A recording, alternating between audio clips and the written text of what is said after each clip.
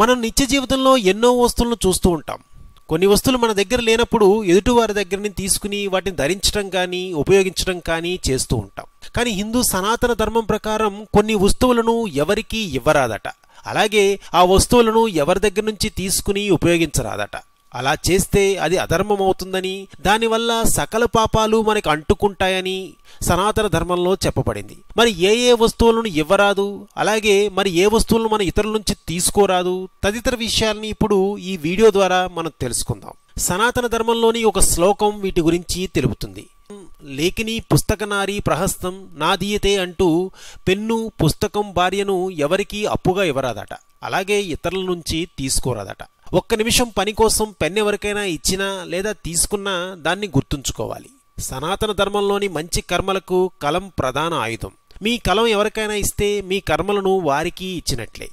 ఇక విజ్ఞానం తెలివితేటలను మోసుకుపోయే వాహకం పుస్తకం. మీరు ఉపయోగించే పుస్తకాన్ని తాత్కాలికంగా కూడా ఎవరికీ ఇవ్వకండి. కావాలంటే కొత్త పుస్తకం కొని ఇవ్వండి. కానీ వినియోగించేదాన్ని ఎట్టి పరిస్థితుల్లోనూ ఇతరులకు ఇవ్వరాదు. ఇలా చేస్తే మీ జ్ఞానం తెలివితేటలను వారు తీసుకున్నట్లే.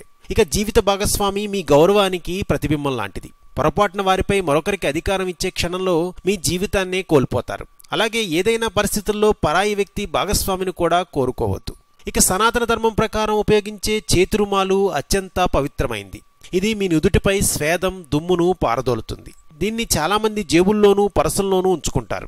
ఇది మన సంపదలను కూడా ప్రభావితం చేస్తుంది. కాబట్టి ఉపయోగించిన కర్చీపును ఇతరులకిస్తే సంపదను పోగొట్టుకున్నట్లే. ఒకవేళ ఇవ్వాలి అనుకుంటే దాన్ని శుభ్రం చేసిన తర్వాతే ఇవ్వాలి. ఇక స్నేహితులు కుటుంబంలోని ఇతరుల దుస్తులను చాలామంది ధరిస్తారు. ఇది మాత్రం చాలా చెడు అలవాటు. సనాతన ధర్మం ప్రకారం ఇతరుల వస్త్రాలను ధరిస్తే శత్రుత్వంతో పాటు ప్రతికూలతలు కూడా మార్పిడి జరిగి పేదరికానికి దారితీస్తుందట. వేదిక ఆస్ట్రాలజీ ప్రకారం ఎవరైనా ధరించిన దుస్తులను వేసుకుంటే శుక్రుడి ప్రభావం బలహీనంగా ఉంటుందట. పాత దుస్తులను దానం చేయాలనుకుంటే వాటిని శుభ్రం చేసి ఇవ్వాలి. ఈ విధంగా 5 ధర్మాలను పాటిస్తే జీవితం సుఖవంతంగా ప్రయాణం సాగించవచ్చునని సనాతన ధర్మంలో చెప్పబడింది. ఈ వస్తువులను ఎవరికైనా ఇవ్వడం కానీ తీసుకోవడం కానీ చేయడం కూడా అధర్మమే అవుతుంది.